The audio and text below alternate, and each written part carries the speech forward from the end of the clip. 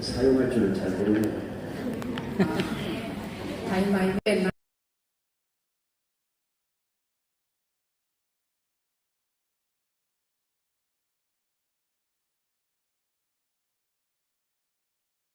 없습니다. ก็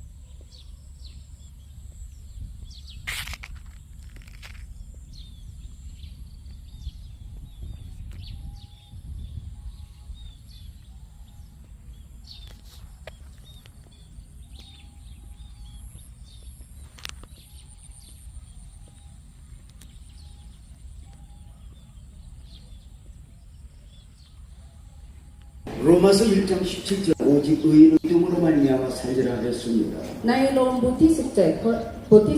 ที่17นะคะบอกว่าเราจะดำเนินโดยความเชื่อ 놀랍게도 성경은 이 땅을 살아가는 모든 사람들에게 믿음을 요구하지 않습니다. แต่น่าอัศจรรย์นะคะพระคัมภีร์ไม่ได้ให้ทุกคนในโลกนี้มีความเชื่อนะคะ 오직 의인은 믿음으로 말미암아 살리라 합니다. เฉพาะผู้ชอบธรรมเท่านั้นผู้ชอบธรรมจะดำเนินโดยความเชื่อนะคะ 당신이 구원을 받았다면 하나님의 백성이 되었다면 하늘의 시민권을 가지고 살아간다면 죄와 사망에서 자유했다면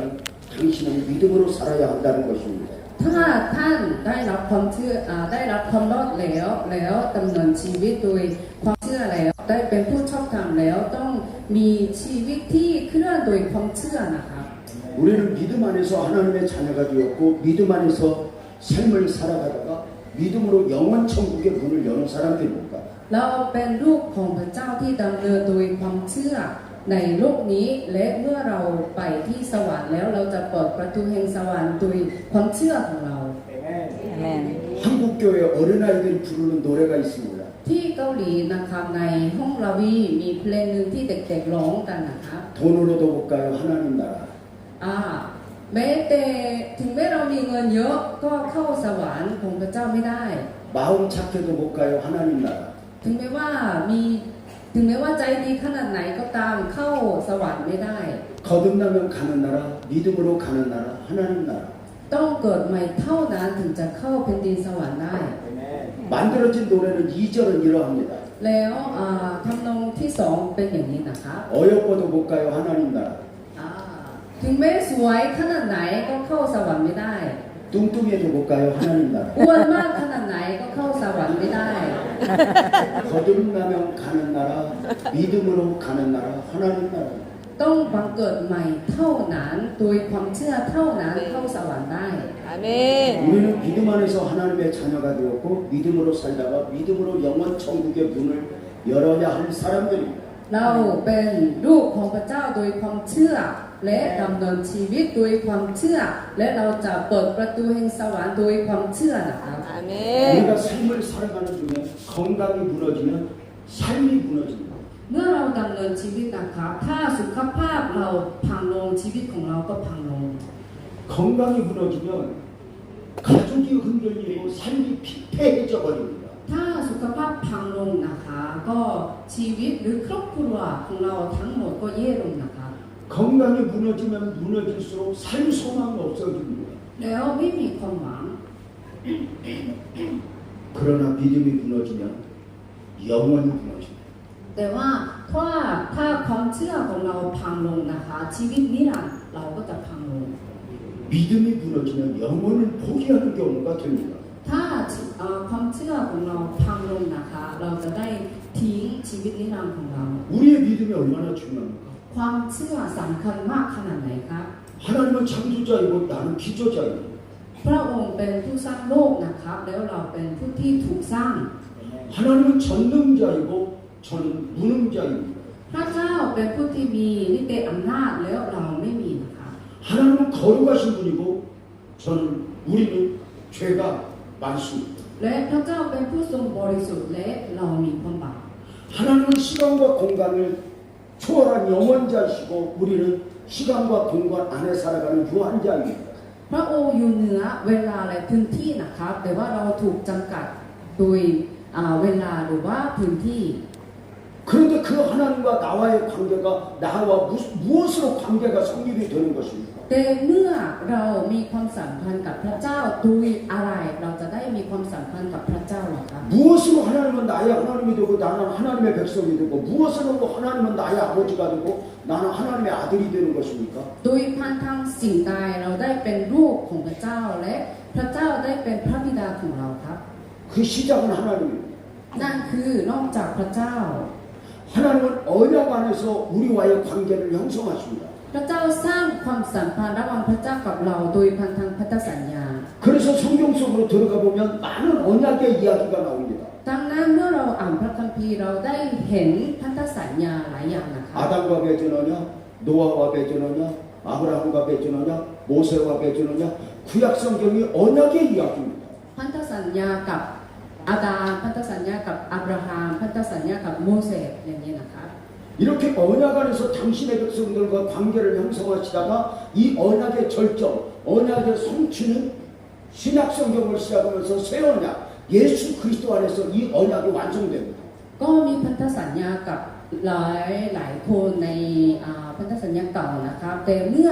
พันธสัญญาใหม่เริ่มต้นโดยพระเยซูพันธสัญญานั้นก็ถูกสำเร็จ 그래서 하나님은 언약 안에서 당신의 백성들과 관계를 형성하듯이 우리는 새 언약, 성취된 언약, 예수 그리스도 안에서 하나님은 우리와 관계를 형성하십니다. แล้วเหมือนที่พระเจ้าสร้างพันธสัญญากับหลายคนนะคะในยุคสมัยนี้พระเจ้าก็จะสร้างพันธสัญญาใหม่กับเรานะคะ 하나님은 언약 안에서 예수 그리스도 안에서 너는 내 아들이야, 너는 내 딸이야, 내 백성이라 인쳐주신 것입니다. ในพันธสัญญาใหม่พระเจ้าบอกกับเราว่าเราเป็นลูกของพระเจ้าเราเป็นลูกสาวหรือลูกชายของพระเจ้า 하나님이 우리와 언약 안에서 관계를 형성해 주시다면 우리는 무엇으로 그 관계 안으로 들어가는 것입니까? ถ้าพระเจ้าจะสร้างความสัมพันธ์ระหว่างพระเจ้ากับเราในพันธสัญญาใหม่โดยอะไรเราสามารถเข้าไปในความสัมพันธ์นี้ได้ครับ 자격도 아니고 성품도 아니고 오직 믿음입니다. อาเม ไม่ น ใช่คุณสมบัติหรือว่าไม่ใช่ความสามารถของเรานะครับโดยความเชื่อเท่านั้น 하나님은 언약 안에서 우리를 당신의 백성 삼아주시고 당신의 자녀로 삼아주셨습니다. ในพันธสัญญาพระเจ้าเรียกให้เราเป็นลูกของพระเจ้านะครับ 우리는 믿음 안에서 하나님은 나의 하나님이 되고 하나님은 나의 아버지가 되는 것입니다. โดยความเชื่อพระองค์ได้เป็นพระบิดาของเราและเราได้เป็นลูกของพระเจ้า 이 맺어진 관계가 일시적이어야 합니까? 영원해야 됩니까? ดังนั้นความสัมพันธ์นี้ควรเป็นชั่วคราวไหมครับ หรือว่าต้องเป็นนิรันดร์ 영원해야 합니다. อาเมน ต้องเป็นความสัมพันธ์นิรันดร์ 영원 천국의 문을 열기까지 영원해야 됩니다. เพราะว่าจะเป็นความสัมพันธ์ที่แผ่นดินสวรรค์สิ่งนี้ต้องเป็นความสัมพันธ์นิรันดร์ 그런데 여기서 우리가 점검해야 될 게 있습니다. แต่ในตอนนี้นะคะมีสิ่งหนึ่งที่เราควรเช็คตรวจ 하나님과 나와의 관계가 영원해야 되는데 하나님의 언약은 변함이 없습니다. อาเมน ในความสัมพันธ์พระเจ้ากับเราต้องเป็นความสัมพันธ์นิรันดร์ใช่ไหมครับแต่พันธสัญญาของพระเจ้าไม่มีปัญหานะคะ 너는 내 백성이야, 내 아들이야, 내 딸이야. 이 하나님의 인쳐주심은 변함이 없습니다. ที่พระเจ้าเรียกเราว่าเป็นประชาชนของพระเจ้าหรือเป็นลูกสาวหรือลูกชายของพระเจ้านั้นไม่ได้มีการเปลี่ยนแปลง 문제는 그 하나님의 우리가 은혜를 믿음으로 받아야 하는데 우리의 믿음이 완전하지 않다는 데 문제가 있습니다. แต่ปัญหาคือเราต้องยอมรับสิ่งนี้โดยความเชื่อแต่ความเชื่อของเราถูกหวันไหวและไม่มั่นคง 우리의 믿음이 종종 무너지는 것입니다. ความเชื่อของเราบางทีก็พังลงนะคะ 기독교 신앙은 믿음이 무너지면 모든 것이 흔들려 버립니다. ความเชื่อในคริสเตียนนะคะถ้าความเชื่อถูกหวันไหวทุกอย่างก็พังลง 하나님이 나의 아버지고 나의 하나님이 된 증거가 어디에 있습니까? ดังนั้นหลักฐานที่พระองค์เป็นพระบิดาของเราอยู่ที่ไหนครับ 객관적 증거가 어디에 있습니까? มีหลักฐานไหมครับ 믿음 말고는 아무것도 없습니다. นอกจากความเชื่อไม่มีเลย 그래서 믿음에서 무너지면 하나님과의 관계가 흐려지게 됩니다. ดังนั้นเมื่อความเชื่อเราพังลงนะครับความสัมพันธ์ระหว่างเรากับพระเจ้าก็แย่ลงนะคะ 믿음에서 무너지면 그가 목사여도 그가 선교사여도 그가 어떤 은혜를 입은 자여도 삶이 와르르 기독교인의 삶이 무너집니다. ถ้าความเชื่อเล็กพังลงนะครับไม่ว่าเป็นสวเป็นผู้รับใช้หรือมิชชันนารีก็ตามชีวิตของเขาที่เป็นคริสเตียนก็แย่ลงนะคะ 여러분 하나님이 계심을 믿습니까? ทุกคนเชื่อไหมคะว่ามีพระเจ้าจริง อาเมน 더 크게 한번 합시다. 하나님이 계심을 믿습니까? ๆขอต่างกว่านี้นะครับเชื่อว่าพระเจ้ามีอยู่จริงไหมครับ อาเมน 그렇다면 하나 또 인정해야 됩니다. 마귀가 있다는 걸 인정해야 됩니다. ดังนั้นเราต้องยอมรับอีกอย่างหนึ่งคือว่ามีมารซาตานนะครับ 하나님이 우리와의 관계가 견고하기를 원하는 만큼 마귀는 수단과 방법을 가리지 않고 하나님과의 관계를 무너뜨리고 박살내버립니다. เหมือนที่พระเจ้าอยากให้เราเป็นลูกของพระเจ้ามีความสัมพันธ์กับเรานะคะมารซาตานพยายามที่จะพังสิ่งนี้นะคะ 우리는 때로 믿음으로 살면서도 그 믿음의 가치를 잘 인정하지 않습니다. เมื่อเราดำเนินชีวิตโดยความเชื่อนะคะบางทีเราก็ไม่ยอมรับคุณค่าของความเชื่อ 이 정도 믿으면 되지 뭐. 이 정도 대강 다니면 되지 하는 식입니다. ก็เชื่อประมาณนี้ก็โอเคไม่ใช่หรอไปโบสถ์ประมาณนี้ก็พอแล้วไม่ใช่หรอ 믿음이 견고해야 하고 믿음이 영원해야 하는 것은 오히려 하나님 안에서 더 분명합니다. เราต้องมีความเชื่อมั่นคงนะครับสิ่งนี้ก็ชัดเจนในพระเจ้า 그래서 성경은 우리에게 끊임없이 믿음을 묻습니다. ดังนั้นพระคัมภีร์ถามกับเราเรื่อยๆว่ามีความเชื่อไหม 너는 나를 믿니? 너는 나를 믿니? 믿음을 묻는 것입니다. เชื่อเราหรือเปล่า เชื่อเราอยู่หรือเปล่า พระเจ้าถามความเชื่อกับเราเรื่อย 믿음을 물으시는 것은 하나님이 우리에게 너는 나를 믿니? 믿음을 묻는 것은 우리의 믿음의 질량, 믿음의 정도가 어느 정도인가 알기 위해서가 아닙니다. ๆที่พระเจ้าถามกับเราเรื่อยๆคือไม่ใช่เพื่อที่จะเช็คว่าคุณภาพความเชื่อของเราเป็นยังไงบ้าง 믿음을 질문하면서 믿음을 요구하는 바입니다. ก็การถามความเชื่อนั้นคืออยากจะให้เราเพราะอยากจะให้เรามีความเชื่อนะคะ 예를 들어서 설명하려면 이 얘기가 잘 될는지 모르겠습니다. ถ้ายกตัวอย่างอาจจะเข้าใจง่ายขึ้นนะคะ 어느 날 삼촌이 조카를 만나서 묻습니다. 너 공부 잘하냐?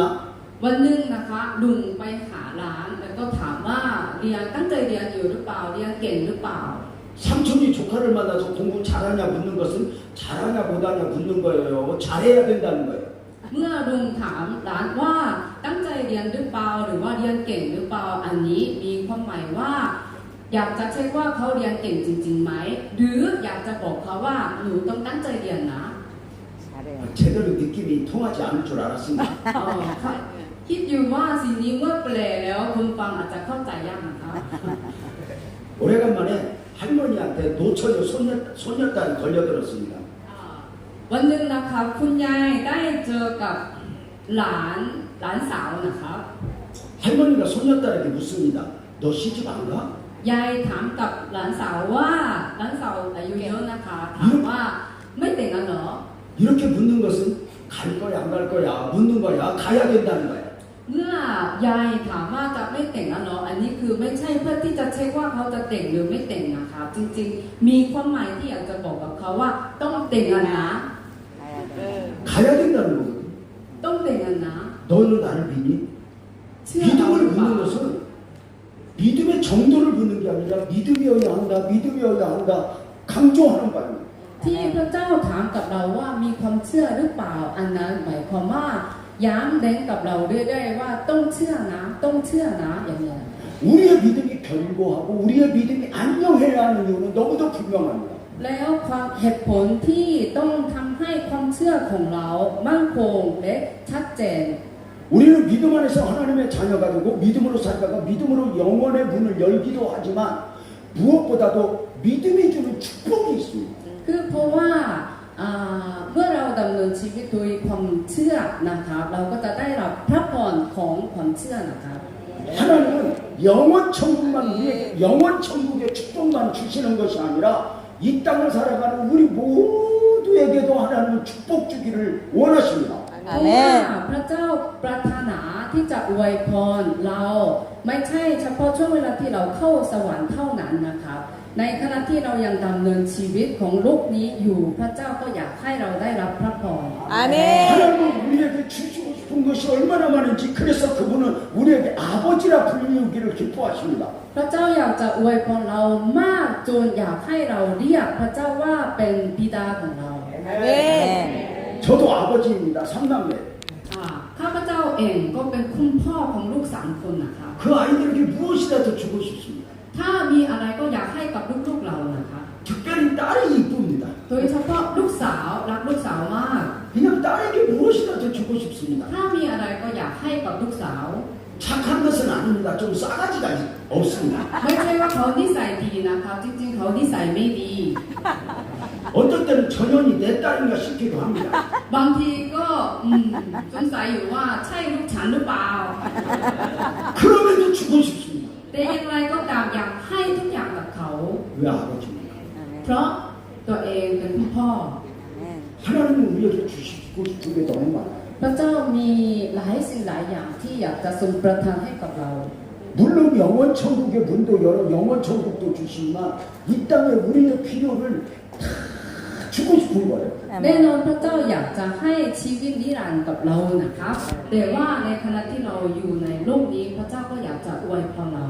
그거 하나 주실 것이고 약속해 주세요. ทูลขอดังนั้นเราจะให้พระเจ้าสัญญากับเรานะครับ 너는 내게 부르짖으라 응답해 주겠다고 약속해 주세요. จงเรียกร้องกับเราดังนั้นเราจะตอบกับเจ้าพระเจ้าสัญญาแล้วนะ 아멘. 악한 자라도 자식에게 좋은 것을 주는 줄 알거든 하물며 너희 하늘에 계신 하나님께서 너희에게 좋은 걸 주고 싶지 않겠느냐 말씀하시고 แม้ 아멘. คนชั่วก็ตามเมื่อลูกเรียกร้องอะไรเขาอยากจะเอาสิ่งดีๆมาให้กับลูกใช่ไหมครับ ดังนั้นพระเจ้าก็อยากจะเอาสิ่งดีๆมาให้กับเราแน่นอน 저는 아멘. 목사예요. ข้าพเจ้าเป็นศิษยาภิบาลนะคะ 목사가 가장 원하는 건 뭔지 알아요? ดังนั้นสิ่งที่ศิษยาภิบาลอยากได้มากที่สุดคือใครรู้ไหมครับ 교회 부흥이에요. อยากให้คริสตจักรตัวเองฟื้นฟู 얼마나 목사가 교회 부흥을 원해요. พวกโสโบต่างๆนะคะอยากจะเห็นคริสตจักรฟื้นฟูมาก 오늘날 제가 교회에서 너무너무 하나님 부흥 주세요, 부흥 주세요, 부흥 주세요, 부흥을 구하라 그랬잖아요, 부흥 주세요. 그러고 기도하다가 집에 갔습니다. ๆ ก็วันหนึ่งนะคะข้าพเจ้าอยู่ที่คริสตจักรแล้วก็อธิษฐานขอฟื้นฟูขอฟื้นฟูขอฟื้นฟูแบบนี้เรื่อยๆ แล้วก็กลับบ้าน 너무너무 울면서 부흥을 구하다 집에 갔더니 식사 시간이 되었는데 먹을 생각이 없어요. ตรงนั้นก็อธิษฐานอย่างหนักโดยที่น้ำตาไหลนะคะอธิษฐานหนักมากๆแล้วก็กลับไปที่บ้านถึงเวลากินข้าวแล้วแต่ว่าไม่มีใจที่อยากกิน 식탁 앞에서 우리 아내가 식사하래요. เมื่อ 밥 เมื่อนั่งโต๊ะอาหารนะคะภรรยาบอกว่ากินข้าว 그래서 제가 우리 아내한테 그 부흥의 마음을 가지고 그때 했던 말이 있어요. ก็เลยตอนนั้นข้าพเจ้าได้บอกกับภรรยาโดยใจที่ทูลขอการฟื้นฟู 여보야 내가 당신 사랑한다. 그랬더니 눈도 깜빡하네요. ภรรยาผมรักภรรยานะแต่ภรรยาก็ไม่ตอบสนองอะไรเลยครับ 여자들이 나이 먹으면 사랑한다 그따니까 아무 소용없습니다. ถ้าผู้หญิงอายุมากขึ้นนะคะพี่สามีบอกว่ารักนะคำเหล่านี้ไร้ประโยชน์ครับ 돈을 내놓으라고. ต้องเอาเงินมาให้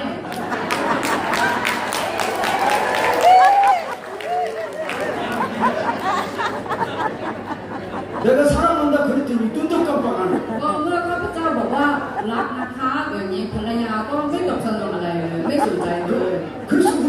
마음으로 이렇게 했어요. ก็เลยตรงนั้นรู้สึกว่าจะร้องไห้แล้วก็บอกว่า 근데 여보야 당신이 내가 당신을 사랑하지만 당신이 나 손가락 하나 잘라달라면 나 이혼할 거다. 내 이렇게 약했습니다. อ่ะ 내가 손가락 하나 당신이 잘라달라면 나 이혼할 거다 그랬습니다. ตรงนั้นข้าพเจ้าได้บอกกับภรรยาว่า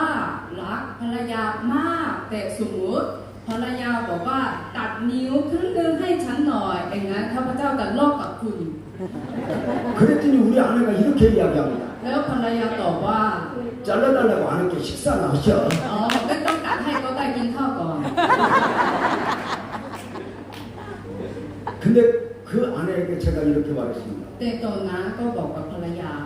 여보야 당신이 손가락 하나 잘라달라고 못 자를 것 같은데 교회만 부흥된다면 팔다리 다 잘라질 것 같아. 그리고 앉아서 울어버렸습니다. ก็ถึงแม้ภรรยาบอกว่าตัดนิ้วให้หน่อยคิดว่าข้าพเจ้าจะตัดให้ไม่ได้ แต่ถ้าสมมุติว่าตัดแขนตัดขาแล้วคริสตจักรเราจะฟื้นฟูผมอยากให้เป็นแบบนั้น 내 목동안을 다 쏟아고 부흥을 원하는 게 목사의 심정입니다. ถึงแม้จะมอบร่างกายของตัวเองให้ทั้งหมดแล้วจะคริสตจักรฟื้นฟูได้ข้าพเจ้าอยากจะมอบร่างกายของตัวเองให้ทั้งหมด 여러분을 섬기는 선교사님들이 무엇 때문에 여러분을 섬기고 있겠습니까? คิดว่าพวกมิชชันนารีที่มาจากต่างประเทศทำไมถึงได้มาที่นี่แล้วกำลังรับใช้พี่น้องครับ 근데 하나님이 그 부흥을 주시겠다는 것입니다. เพราะว่าพระเจ้าสัญญาว่าจะให้มีการฟื้นฟู 아멘. 부흥만이 아니라 여러분에게도 하나님은 너의 필요를 내가 채워주겠다고 말씀하십니다. ไม่ใช่แค่ฟื้นฟูเท่านั้นนะคะพระเจ้าสัญญาว่าสิ่งใดที่เราต้องการพระเจ้าจะเติมเต็มให้ 아멘. 우리가 원하는 것 이상 주기를 기뻐하시는 하나님은 그 축복을 우리의 무엇에 담아주실까요? พระเจ้าอยากจะทรงประทานสิ่งที่เราต้องการให้กับเรามากกว่าที่เราทูลขอนะครับแต่พระเจ้าจะใส่อะไรให้กับเราครับ 우리가 원하는 것 이상을 주기를 원하시는 그 하나님이 그 주시고자 하는 것을 무엇에 담아주셔요? 믿음이라는 그릇에 담아주시는 것입니다. พระเจ้าอยากจะทรงประทานทุกอย่างที่เราขอให้กับเราหรือมากกว่านั้นนะคะแต่พระเจ้าอยากจะให้สิ่งนี้ที่จานแห่งถ้วยแห่งความเชื่อให้กับเรานะคะ 아멘. 그래서 믿음이 무너지면 하나님이 주시는 것을 담을 수가 없습니다. ดังนั้นความเชื่อของเราพังลงแล้วสิ่งที่พระเจ้าอยากจะทรงประทานให้กับเราไม่สามารถใส่ตรงนั้นได้ 우리의 믿음이 세상에 취해 믿음이 지저분해지고 더러워지면 하나님이 주시는 것을 담아낼 수가 없습니다. ถ้าความ 축복을 ความเชื่อของเราไม่มั่นคงแล้วนะครับพระพรที่พระเจ้าอยากจะทรงประทานให้กับเรา เราไม่สามารถรับได้ 우리 모두는 축복을 사모합니다. เราทุกคนอยากจะรับพระพรใช่ไหมคะ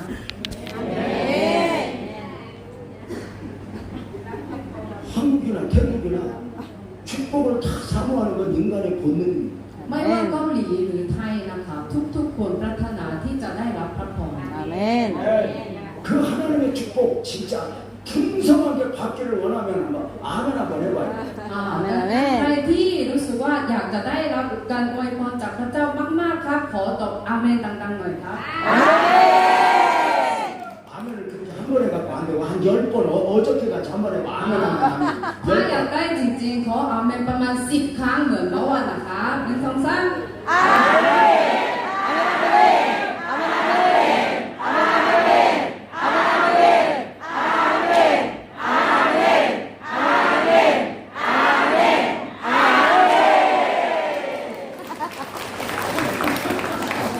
어제 여러분 아멘 10번 한 걸 영상으로 찍혔습니다. ก็เมื่อวานนะคะเราได้ถ่ายวิดีโอช่วงเวลาที่ทุกคนตอบอาเมน10 ครั้งนะคะ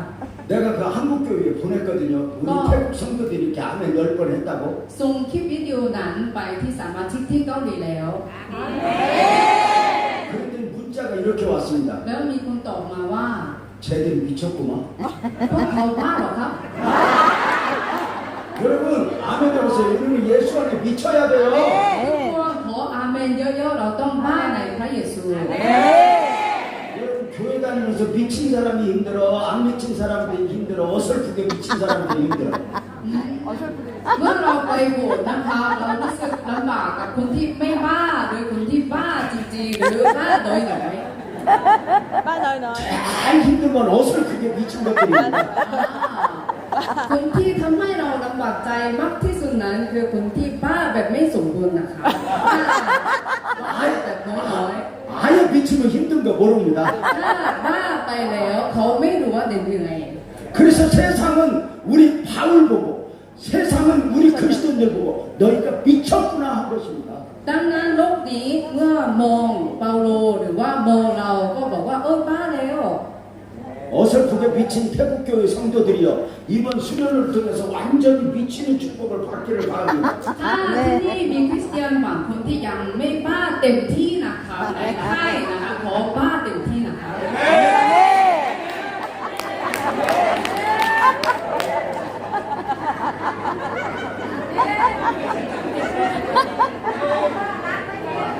Amen.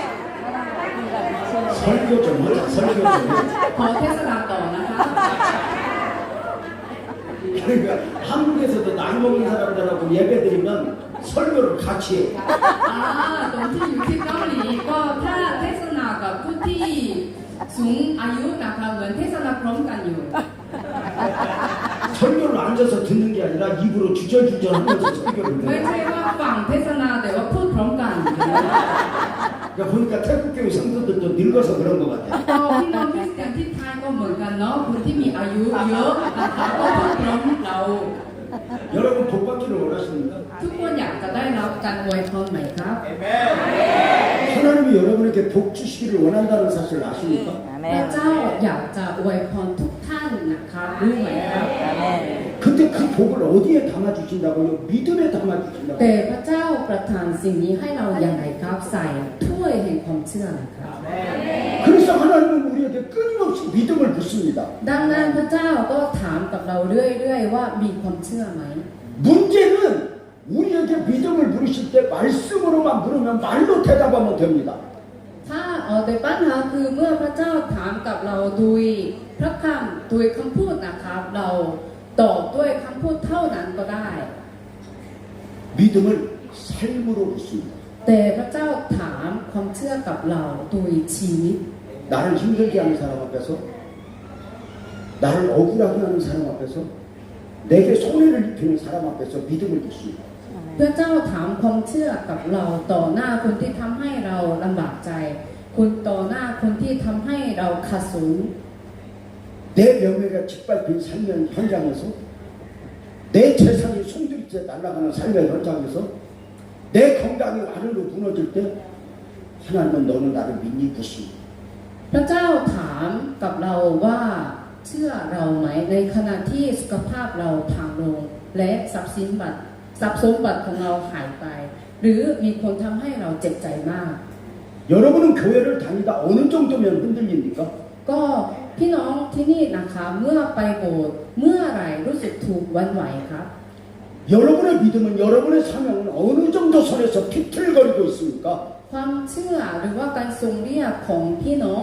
เมื่อไหร่เมื่อเจออะไรขนาดไหนถูกหวันไหวครับ 믿음을 지켜내고 있습니까? รักษาความเชื่ออยู่ไหมครับ 다 다니엘은 사자굴 앞에서 안 들어가려고 애쓴 것이 아니라 믿음을 지켰습니다. เมื่อดาเนียลเข้าไปอยู่หน้าถ้ำสิงโตนะครับเขาไม่ได้พยายามที่จะไม่เข้าไปตรงนั้นแต่เขารักษาความเชื่อของตัวเอง 사드락과 메삭과 아벳느고는 7배나 뜨겁게 된 풀무 앞에서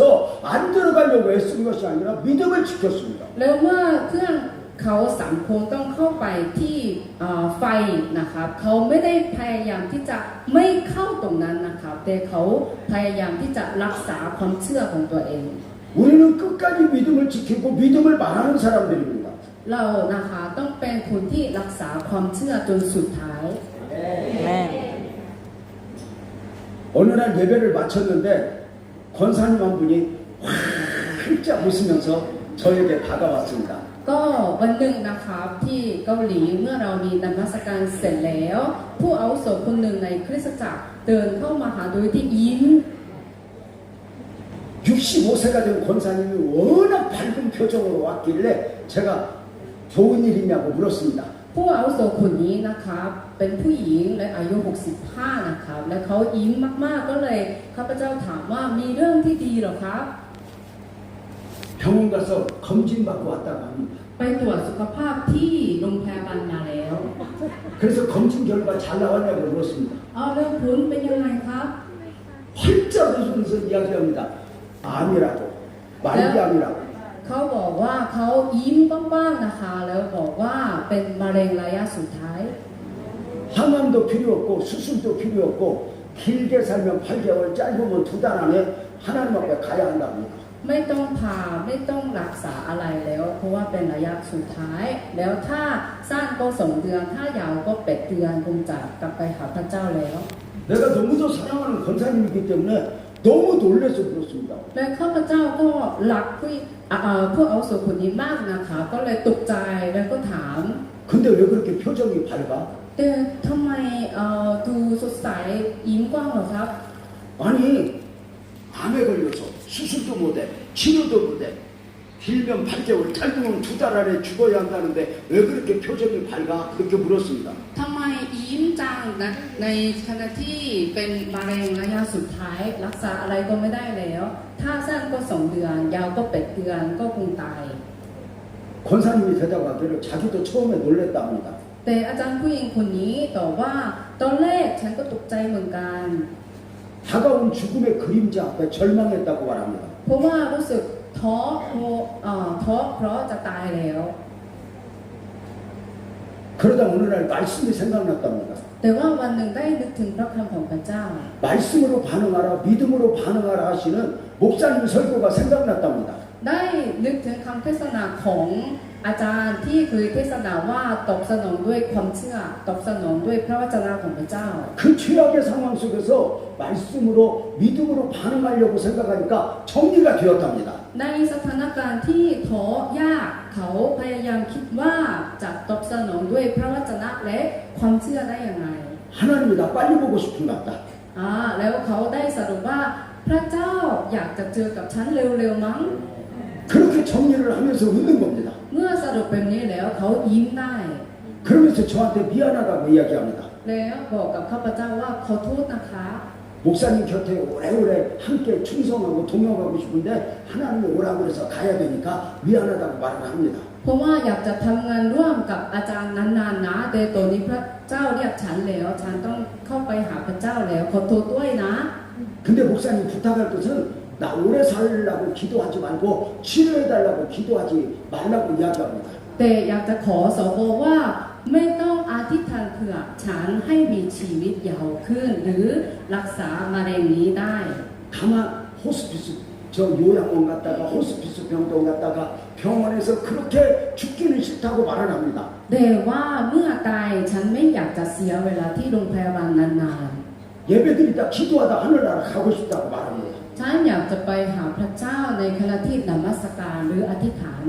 가장 멋진 모습으로 하늘나라 갈 수 있도록 목사님 기도해 주세요 하며 가는 겁니다. ก็อธิษฐานเผื่อฉันเมื่อฉันตายฉันอยากไปหาอธิษฐานโดยที่อยู่กับพระองค์ 워낙 밝은 표정으로 그렇게 하기에 제가 기도해 주는 것도 잊어버렸습니다. เกพูดสิ่งนี้ด้วยใบหน้าที่ยิ้มมากๆแบบ สดใสมากอย่างนี้นะครับจนข้าพเจ้าลืมอธิษฐานเผื่อเขา 그날부터 권사님은 예배당에 오면 마지막 예배를 드립니다. ตั้งแต่วันนั้นนะครับผู้อาวุโสคนนี้เมื่อเข้ามานมัสการด้วยการแกก็จะอยู่จนสุดท้ายรอบสุดท้าย 눈물로 두 손을 들고 예배드립니다. เขาก็นมัสการโดยที่ยกมือแล้วก็ร้องไห้นะครับ 찬양도 눈물을 흘리면서 두 손을 들고 찬양합니다. และเขาก็สรรเสริญพระเจ้าโดยที่ยกมือแล้วก็ร้องไห้ 그 주변 사람들이 권사님 아닌 거 다 압니다. แล้วคนรอบๆนั้นทุกคนรู้อยู่ว่าผู้หญิงคนนี้ติดมะเร็งอยู่ 근데 암 환자가 두 손 들고 찬양하니까 안 걸린 것들도 함께 두 손 들고 찬양합니다. แต่คนที่เป็นโรคมะเร็งกำลังยกสองมือนมัสการพระเจ้าใช่ไหมคะคนรอบๆนั้นไม่ทำไม่ได้ 그 주변에 은혜의 분위기가 형성되었습니다. ดังนั้นรอบๆของผู้หญิงคนนี้นั้นก็เต็มไปด้วยพระคุณ 아멘. 예배드리다 갈지 집에 가다가 갈지 자다가 갈지 늘 마지막을 준비합니다. เกจะเสียในขณะที่นมัสการหรือช่วงเวลาที่กลับบ้านหรือตอนที่อยู่บ้านไม่รู้ แต่เกก็เตรียมตัวอยู่เสมอ 내가 그 권사님 딸에게 물었습니다. แล้วถามกับลูกสาวของผู้อาวุโสคนนี้ 엄마 집에서 괜찮아? เมื่ออยู่ที่บ้านไม่โอเคไหม 딸이 대답합니다. ลูกสาวตอบว่า 끙끙 앓아요 목사님. เหมือนปวดหนักมากนะคะ 밤새 끙끙하다가 알람이 울리면 나 하나님 만나러 가야 된다. 그리고 세수하고 옷 입고 하나님 만날 준비를 이쁘게 하고 끙끙 앓면서 교회 온다고. ป่วยทั้งคืนแต่เมื่อนาฬิการ้องถึงเวลาต้องเข้าไปหาพระเจ้าแล้วแล้วแกก็อาบน้ำล้างหน้าเตรียมตัวไปโบสถ์ 그리고 마지막 예배를 드립니다. แล้วก็นมัสการ 날마다 그 예배를 드리는 모습 때문에 목사님 설교하다 더 은혜를 받습니다. ไม่ใช่ว่าเขาอยู่จนนมัสการรอบสุดท้ายนะคะหมายถึงเขาเข้ามานมัสการอาจจะเป็นรอบสุดท้ายในชีวิตของเขา 목사가 설교할 때 좋은 사람은 나쁜 사람입니다. เมื่อสวเทศนาถ้ามีคนนั่งหลับนะคะคนนั้นเป็นคนที่ไม่ดี 여러분은 설교 들을 때 목사님을 응원해야 합니다. เพราะว่าในขณะที่สวเทศนานะคะผู้ฟังต้องเชียร์ 목사님 나는 목사님 설교를 이렇게 열심히 듣고 있으니 힘내세요. 이런 표정으로 설교를 들어야 목사님과 통역하는 겁니다. การที่เราเชียร์ตั้งใจฟังนะคะเป็นการเชียร์สวของเราว่าสู้ๆนะคะฉันตั้งใจฟังอยู่นะคะอันนี้เป็นการทำงานร่วมกับสวนะคะ 아멘. 여러분 집에서 식사 시간에도 그런 표정으로 식사하라고 뭐 밀어냅니다. 너 가버리라고. ในขณะที่เรากินข้าวที่บ้านถ้าเรานั่งทำใบหน้าเหมือนตอนนี้ที่พี่นงนั่งอยู่นะคะเขาจะไม่ให้กินข้าวนะคะ 문제가 생겼습니다. ก็มีปัญหา 날마다 마지막을 준비하며 마지막 예배를 드리던 그 권사님. ก็ผู้อาวุโสคนนี้ที่เข้ามานมัสการที่เขาคิดว่าอันนี้น่าจะเป็นรอบสุดท้ายในชีวิตของเขา 문제는 지금 10년이 넘었는데도 안 죽고 그렇게 마지막 예배를 드리고 있다는 게 문제예요. ปัญหาคือว่าเรื่องนี้เกิดขึ้นตั้งแต่10 ปีที่แล้วแกยังไม่ตายนะคะแกก็เข้ามาทำมาเหมือนเป็นรอบสุดท้ายของชีวิตของเขา 저는 여러분에게 이렇게 했더니 안 죽었다 이걸 말하는 게 아닙니다. แต่ข้าพเจ้าไม่ได้บอกกับพี่น้องว่าทำอย่างนี้แล้วไม่ตายง่าย 아미오 했을 때 징징거리고 울고 열내고 화내고 내가 왜 죽어야 되냐고 해도 나는 이해를 합니다. เมื่อมะเร็งเกิดขึ้นแล้วเมื่อรู้ว่าตัวเองเป็นมะเร็งนะครับถึงแม้ว่าเขาร้องไห้หรือโทษพระเจ้าแล้วก็บ่นว่าทำไมฉันต้องตายแบบนี้ถึงแม้ว่าเขาตอบสนองแบบนี้ก็ตามข้าพเจ้าก็เข้าใจเขาได้ 그때 말씀으로 반응하는 거죠. แต่ว่าเขาตอบสนองด้วยพระคำของพระเจ้า 그때 믿음으로 반응하는 거죠. ช่วงเวลานั้นนะครับเราต้องตอบสนองด้วยความเชื่อ 아멘. 하나님이 우리에게 부흥을 축복을 주기를 원하신다. พระเจ้าอยากจะอวยพรเราและอยากให้เราฟื้นฟู 사람들은 가끔 이렇게 말합니다. 하나님이 나에게 왜 복을 안 주셨냐? บางคนก็บางทีบอกกับพระเจ้าว่าทำไมพระเจ้าไม่อวยพรฉัน 근데 이런 생각 해보셨습니까? 하나님이 안 주신 것이 아니라 내가 못 받은 건 아닐까? แต่เคยคิดไหมคะว่าไม่ใช่พระเจ้าไม่ให้แต่ว่าเราไม่สามารถได้รับสิ่งนั้นได้ 나는 왜 복을 받지 못했을까? 나를 살펴야 되는데 누군가를 원망하고 있지는 않습니까? พระเจ้าอยากจะให้เลยพระเจ้าให้แล้วแต่ว่าไฟเราไม่พร้อมรับหรือเปล่าเคยคิดแบบนี้ไหมคะ 그 나를 살피는 것이 수련회고 이렇게 부흥회입니다. ก็เวลาที่ใคร่ครวญสิ่งนี้คือค่ายแบบนี้นะคะ 창세기 22장은 이해할 수 없는 하나님의 욕으로 시작됩니다. ก็ปฐมกาลบทที่ 22เริ่มต้นด้วยการคำสั่งของพระเจ้าที่เข้าใจไม่ได้ 아브라함아 네 사랑하는 아들 독자 이삭을 번제로 바치라 하나님이 요구하십니다. พระเจ้าบอกกับอับราฮัมว่าให้ถวายลูกชาย ซึ่งเป็นลูกชายคนเดียวของอับราฮัมให้เป็นเครื่องบูชากับพระเจ้านะคะ 이해가 됩니까? เข้าใจได้ไหมคะ 네 아들 선교사 시켜, 네 아들 목사 시켜, 이건 이해가 됩니다. ถ้าบอกว่าให้ลูกของเจ้าเป็นศิษยาภิบาลนะ ให้ลูกของเจ้าถวายตัวเป็นมิชชันนารีนะ อันนี้เราเข้าใจได้นะคะ 근데 번제로 바치라고 합니다.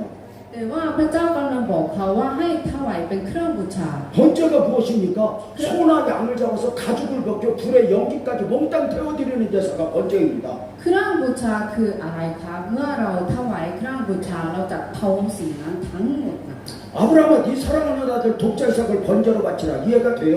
ก็พระเจ้าบอกกับอับราฮัมว่าให้ถวายอิสากเป็นเครื่องบูชาเข้าใจได้ไหม 이해가 안 되죠? เข้าใจยาก 왜요? เพราะอะไรครับ 아브라함이 믿는 하나님은 저와 여러분이 믿는 하나님은 사람을 제물로 받을 만큼 무자비한 하나님이 아닙니다. เพราะว่าลักษณะของพระเจ้าที่อับราฮัมเชื่ออยู่และเราทุกคนเชื่ออยู่นั้น พระเจ้าไม่ได้ให้ถวายมนุษย์เป็นเครื่องบูชาอยู่ 차라리 당신 자신이 제물이 될지언정 당신의 아들을 제물로 내놓을지언정 한 영혼을 천하보다 귀히 여기시는 하나님이 사람을 제물로 요구한다? 이해가 안 되죠. พระเจ้าให้สำคัญกับวิญญาณนะครับดังนั้นพระเจ้าไม่ได้ขอให้มนุษย์เป็นเครื่องบูชา ถ้าจะเป็นตัวเองก็เสียสละตัวเองมากกว่าที่จะให้เราถวายลูกของเราเป็นเครื่องบูชานะครับ 근데 때로는 그 하나님이 아닌 것처럼 우리에게 요구할 때가 있다니까요. แต่บางทีพระเจ้าของเรามีคำสั่งกับเราเหมือนพระเจ้าไม่ใช่พระเจ้าของเรา 가난한 과부에게 엽전 둘이 내놓으라고 이야기합니다. ก็พระเจ้าบอกกับอิงไม้ที่ยากจนมากๆว่าให้ถวายทรัพย์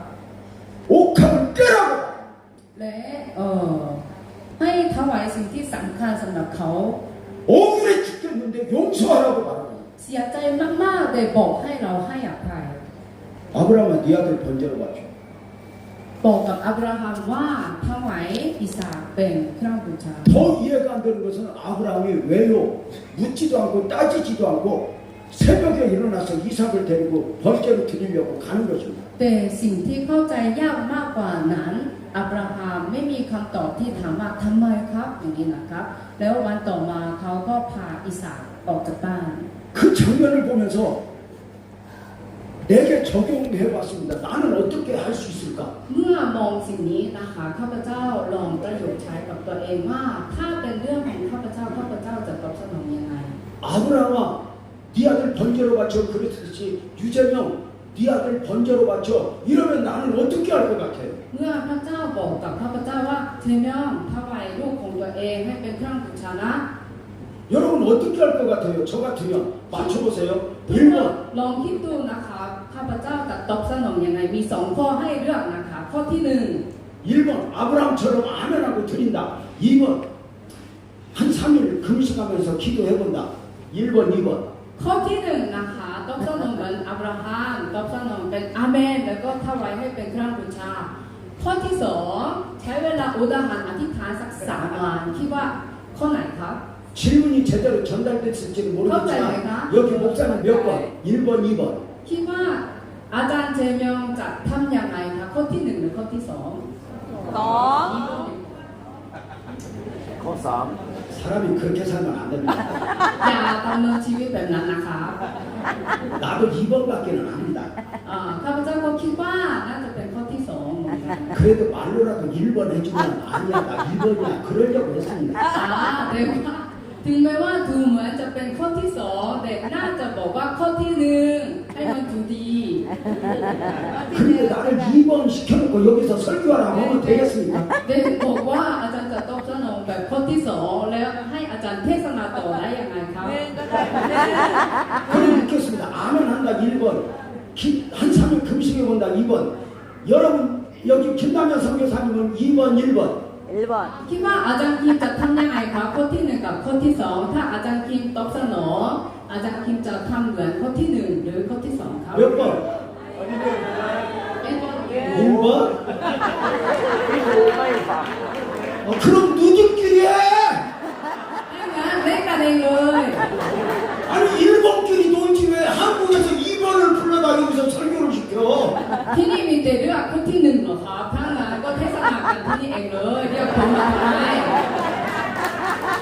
다시 해보겠습니다.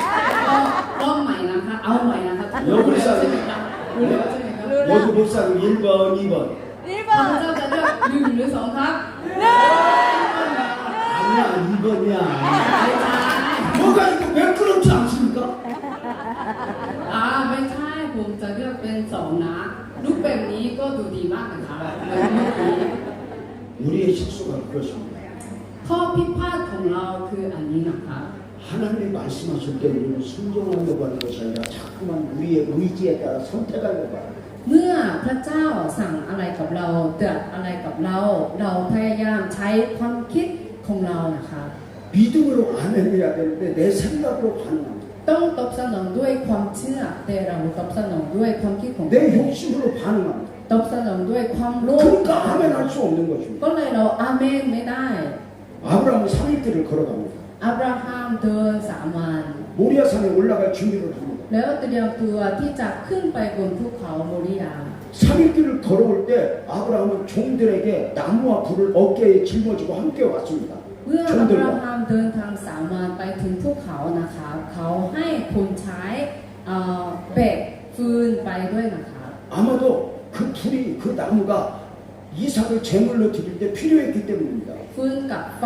นั้นก็เป็นสิ่งที่ต้องการเพื่อที่จะถวายอิสาเป็นเครื่องบูชา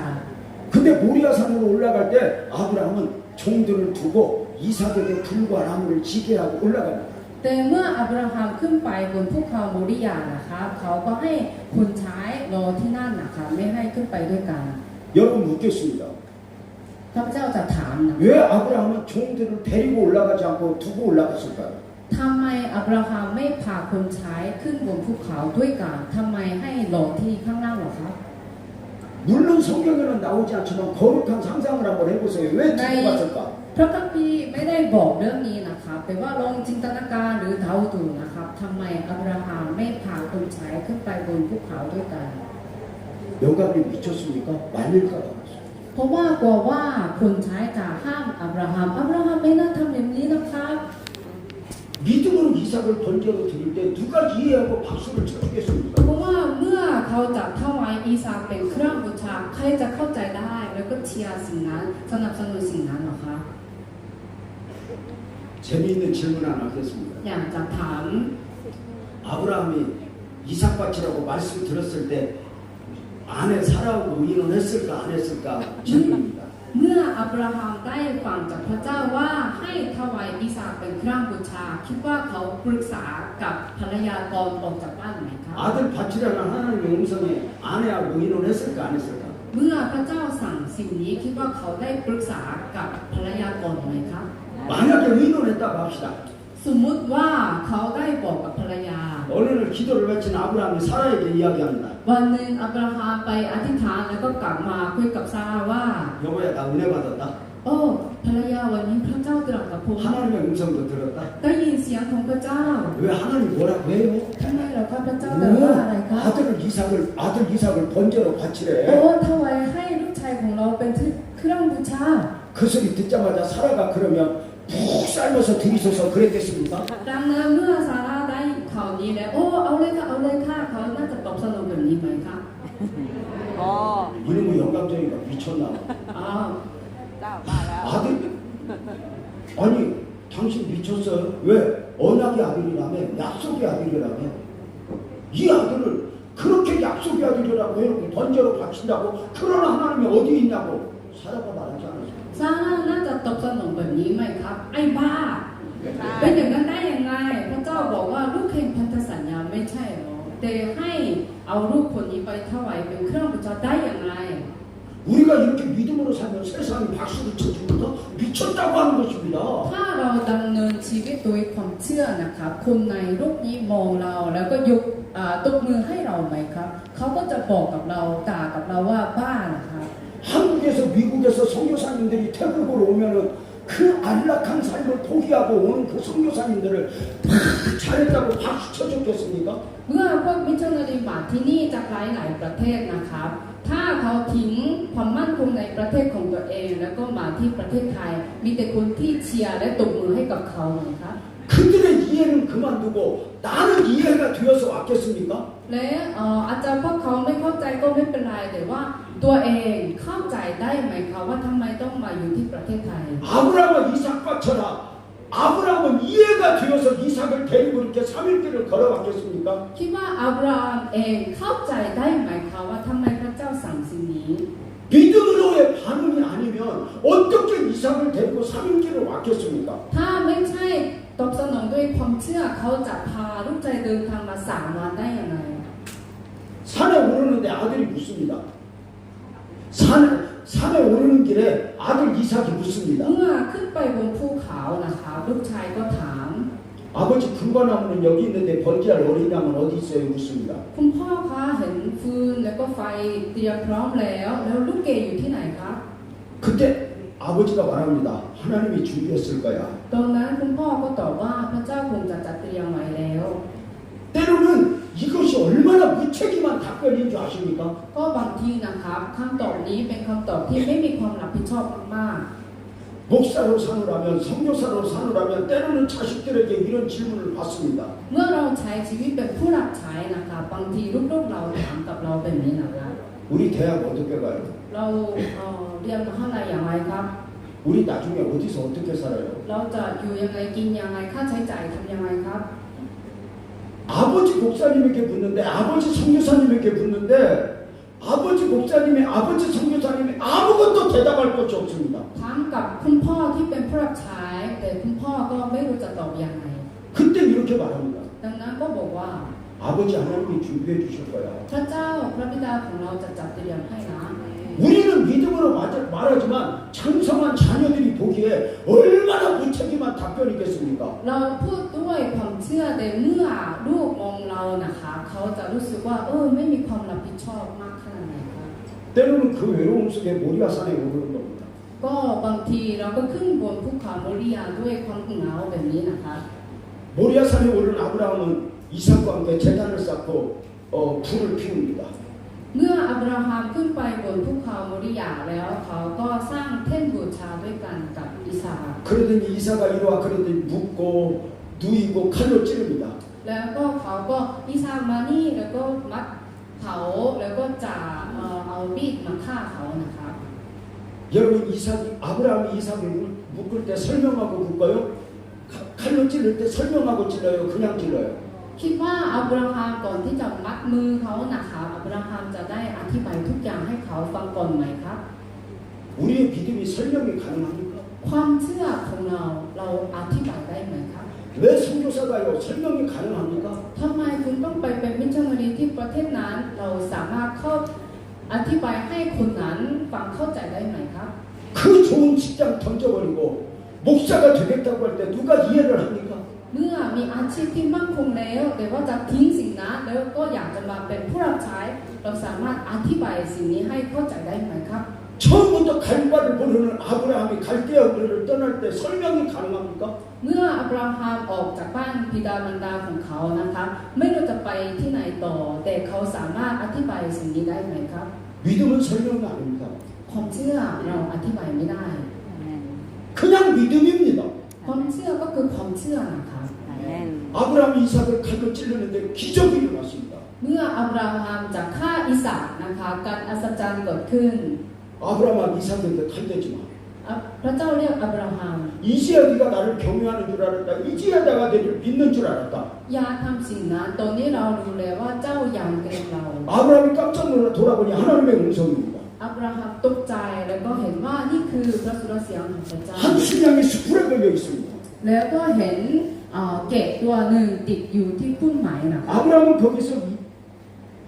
그 순양을 가져다 이삭 대신에 번제를 드립니다. ก็เลยเอาเกะตัวนั้นมาถวายเป็นเครื่องบูชาแทนอิสาก 그 순양으로 번제를 드리면서 아브라함은 이 모리아산에서 위대한 하나님을 만나게 됩니다. เมื่อเขาถวายเกะตัวนั้นให้เป็นเครื่องบูชาเขาได้พบพระเจ้าที่ยิ่งใหญ่นะคะ 여호와 이레 하나님이니 그 다음을 준비하시는 하나님, 그 다음을 축복하시는 하나님을 아브라함이 만난 것입니다. พระเจ้าเป็นพระยาเวอีเรพระเจ้าทรงจัดเตรียม 여기서 우리는 정리가 됩니다. ในนี้นะคะในเวลานี้เราสามารถสรุปได้ 하나님은 처음부터 아브라함에게 이삭을 요구하실 때 분명한 목적이 있었습니다. ตั้งแต่แรกนะคะเมื่อพระเจ้าบัญชาสิ่งนี้กับอับราฮัมพระเจ้ามีเป้าหมายของพระเจ้าอยู่ 하나님이 아브라함에게 이삭을 요구하신 것은 이삭 고기 먹고 싶어서가 아닙니다.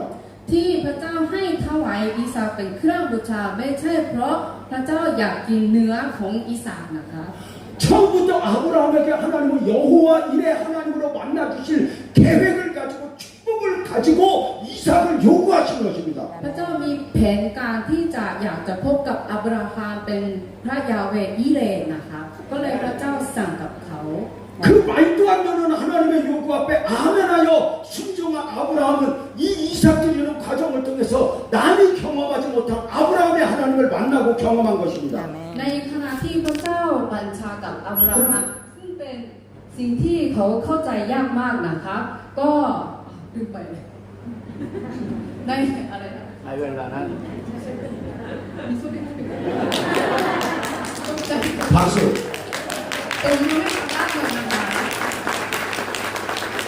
하나님의 아브라함에게 이삭을 요구한 것은 처음부터 이삭 고기 먹고 싶어서가 아닙니다.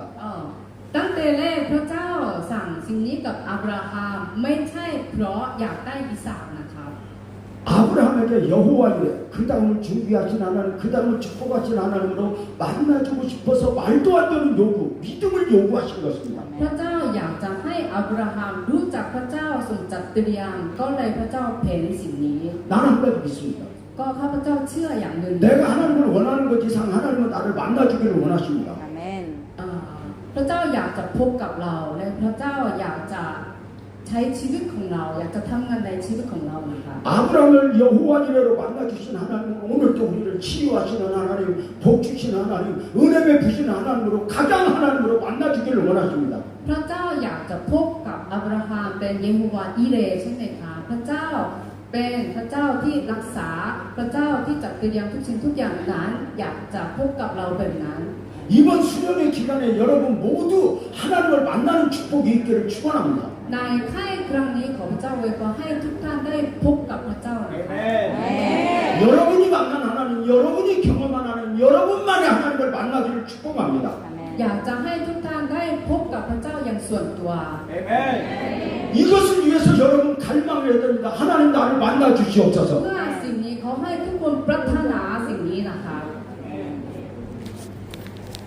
여기에서 한 가지 질문 또 하겠습니다. อยากจะถามอีกเรื่องหนึ่งนะคะ 태국교회 성도들이 IQ가 얼마나 되는가 한번 확인하려고 합니다. อยากจะเช็คดูว่า IQ ของคริสเตียนไทยเป็นยังไง 아브라함과 이삭과처럼 하나님의 이해할 수 없는 요구 앞에 아브라함은 아멘 했거든요. อับราฮัมได้ตอบสนองเป็นอาเมนต่อคำบัญชาที่เข้าใจไม่ได้ใช่ไหมครับ 저는 성경을 가끔 바꿔서 읽거든요.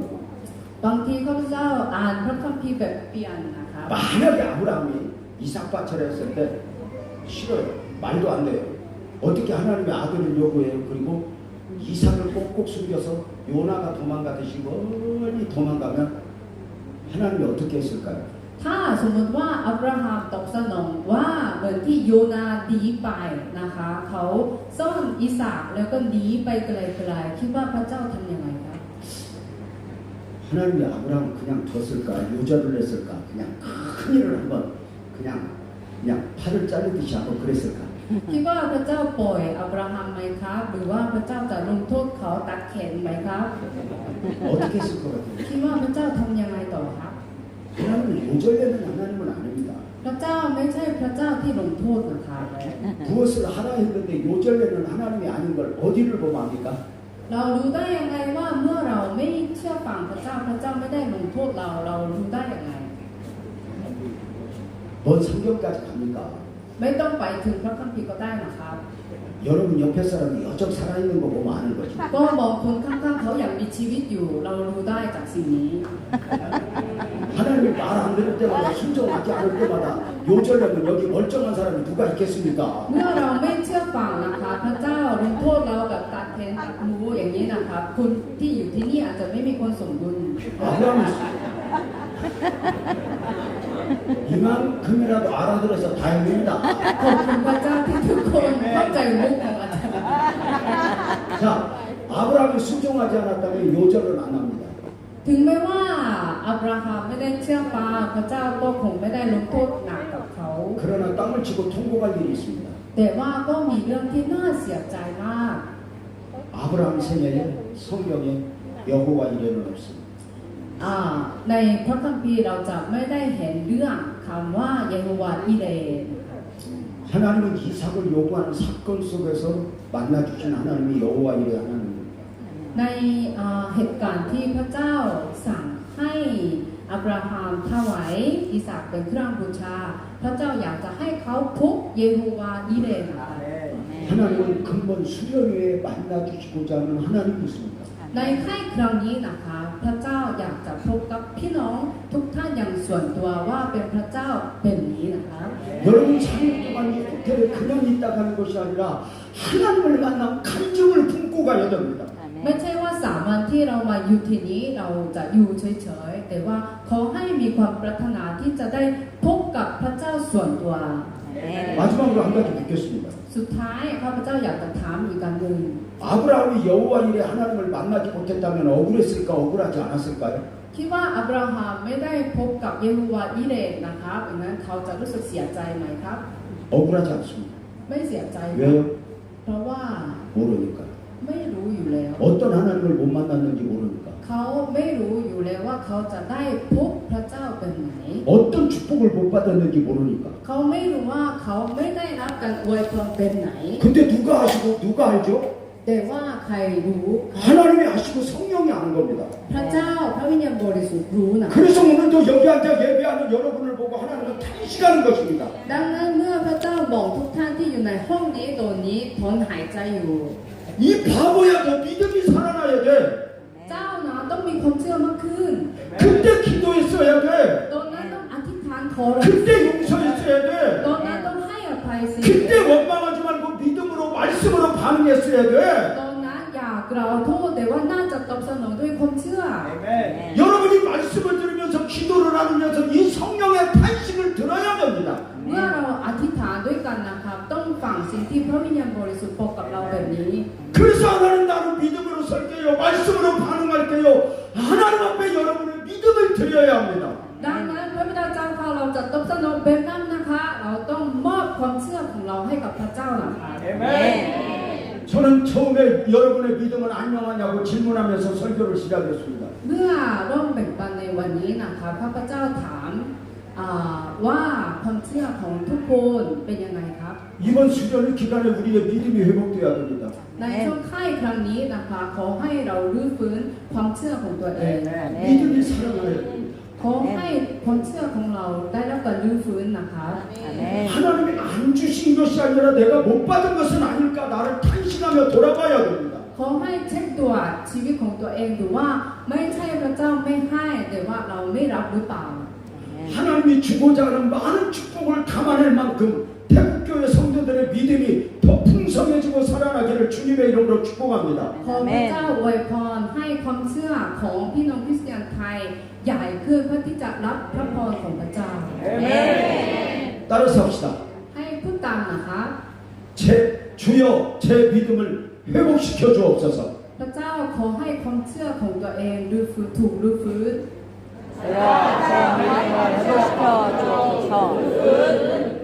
하나님 우리의 믿음이 견고하여 흔들리지 않게 하소서.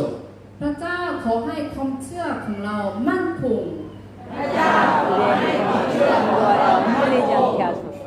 아멘 10번 한번 크게 외쳐봅시다. อาเมน10 ครั้งอีกครั้งหนึงนะคะ